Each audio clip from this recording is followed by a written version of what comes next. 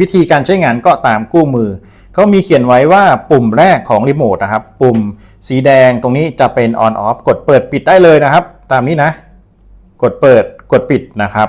แล้วก็ถัดมาออโต้เนี่ยจะเป็นการดีเทคอัตโนมัตินะครับคุณกดออโต้ถ้าเกิดว่าเปิดแล้วแบบนี้นะครับแล้วก็กดออโต้ทิ้งไว้แบบนี้เขาจะสว่างสุดแล้วก็รอดูว่ามีแสงหรือเปล่านะครับสักพักเดี๋ยวเขาก็จะดับเพื่อเป็นการเซฟพลังงานนะครับเขาดีเทคแป๊บหนึ่งแล้วเจอแสงเป็นกลางวันเขาก็จะดับนี่คืออยู่ในสถานะออนอยู่แล้วก็รอนะครับไทม์เมอร์เขาจะทำงานเองอัตโนมัติถ้าปิดไฟเดี๋ยวเขาจะสว่างขึ้นมานะครับโอเคเนี่ยนะครับการดีเทคก็ค่อนข้างเร็วนะปิดปุ๊บสว่างปั๊บเลยนะครับเปิดไฟโอเคทำงานเร็วมากนี่คือโอเคแล้วนะครับสำหรับโหมดในการใช้งานทุกครั้งคุณจะต้องเปิดครั้งแรกเสมอนะครับถ้าเกิดถอดแผงโซลาร์เซลล์แล้วประกอบใหม่เนี่ยคุณจะต้องเปิดถึงจะสั่งงานเขาได้นะครับผมจะกดเปิดก่อนนะแล้วจะเลือกโหมดอื่นนะครับมาดูโหมดกันนิดนึงเดี๋ยวผมปิดก่อนโหมดถัดไปครับเป็นโหมด Full สัญลักษณ์ Full ก็คือสัญลักษณ์ที่เป็นรูปคล้ายๆกับดอกไม้นะครับเข้มๆนะทางซ้ายมือตัวนี้คือ Full นะครับปุ่ม Full เป็นการบอกว่าเขาจะเปิดตอนกลางคืนที่ความสว่างสุด 100% จนกว่าแบตเตอรี่จะต่ำนะครับตรงนี้นะแล้วก็ถ้าเป็นพาเชียลข้างๆกันตัวพาเชียลข้างๆทางขวานะครับจะเป็นการเปิดความสว่างที่ 20% จนกว่าแบตเตอรี่จะอ่อนแล้วก็ดับไปนะครับถ้าเป็นตัว H จะเป็นการบอกว่าเปิดที่ความสว่างสุด 100%ถัดจากนั้น1ชั่วโมงปรับเป็น 50% แล้วผ่านไป2ชั่วโมงเขาก็จะดับนะครับก็ตามนี้คิดว่าน่าจะประมาณนี้แล้วถ้าเป็นโหมด M นะครับ M บนรีโมทตรงนี้เขาก็จะเป็นการบอกว่าเปิดที่ความสว่าง 70% 1ชั่วโมงนะครับแล้วถัดจากนั้นเป็น 30% ผ่านไป4ชั่วโมงก็ดับนะครับแล้วก็ตัว L จะเป็นการบอกว่าเปิดที่ 50% ความสว่างครึ่งหนึ่งนะครับผ่านไป1ชั่วโมงลดเหลือ 20% นะครับแล้วก็ถัดจากนั้นอีก6ชั่วโมงเขาก็จะดับ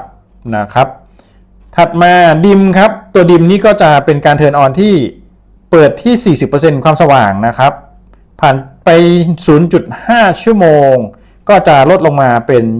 20% แล้วก็ผ่านไปอีก 2.5 ชั่วโมงก็จะเปิดที่ 10% จนกว่าแบตเตอรี่จะอ่อนนะครับดูตามคู่มือได้เลยนะครับคิดว่าน่าจะประมาณนี้ผมก็แปลให้ชมผมจะสาธิตเล็กน้อยนะสมมุติว่าคุณจะเปิดที่ฟูลตรงรูปดอกไม้นะครับคุณก็ต้องเปิดก่อนเพื่อจะสั่งงานเปิดนะครับแล้วหลังจากนั้นคุณก็มาเลือกรูปดอกไม้กดปุ๊บนี่ครับสว่างสุดเลยโอ้โหแสบตานะครับสักพักหนึ่งเดี๋ยวเขาจะดับนะครับนี่เป็นการบอกว่านี่เป็นกลางวันนะมีแสงนะแต่เขายังเปิดใช้งานอยู่ปกติ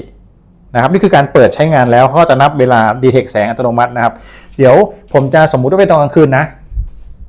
ปิดไฟครับโอ้โหเร็วมากปิดไฟปุ๊บสว่างเลยนะครับแล้วถ้าเปิดไฟล่ะปุ๊บโอเคเนี่ยครับเร็วดีถัดมาครับเดี๋ยวผมจะเปิดสว่างน้อยๆให้มันใช้ได้นานๆนะครับผมจะเปิดที่ partial เขาบอกว่าตรงนี้จะความสว่าง 20% ผมก็จะเปิดก่อนเพื่อสั่งงานปุ๊บเปิดขึ้นมาแล้วก็มากดที่ปุ่มนี้นะครับกดปุ๊บ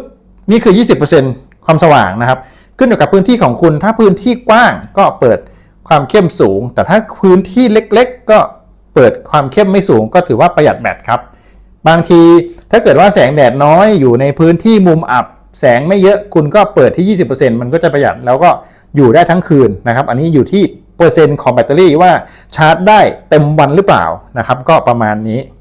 ตอนนี้เขาก็ดับไปแล้วครับการใช้งานก็มีประมาณนี้ง่ายมากนะครับรีโมทก็ถือว่าค่อนข้างดีน้ำหนักดีกดง่ายนะครับ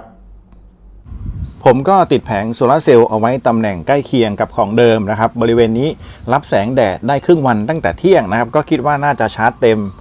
ในการเดินสายก็ลากสายมาด้านล่างแบบนี้เลยแล้วก็ติดเอาไว้ในมุมที่ยังไม่มีแสงหรือว่าแสงน้อยนะครับลองเปิดใช้งานเลยครับเปิดขึ้นมาทดสอบดูว่าเปิดปกติได้ไหมนะครับเปิดได้ปกติก็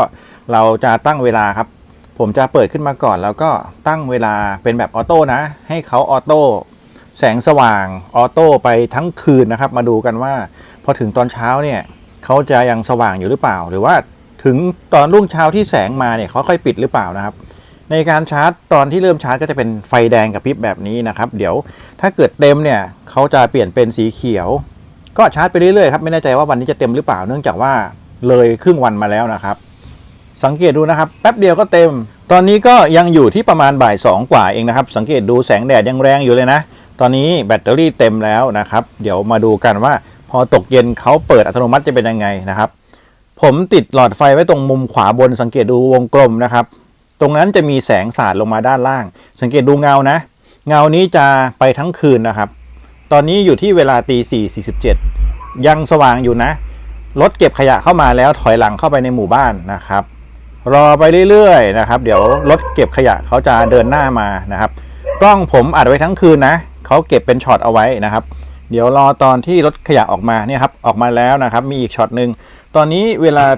4:57นาทีนะครับหลอดไฟก็ยังสว่างอยู่สังเกตเงาส่องสว่างอยู่ด้านล่างสาดมานะครับตรงบริเวณที่เป็นหลอดไฟก็สว่างดี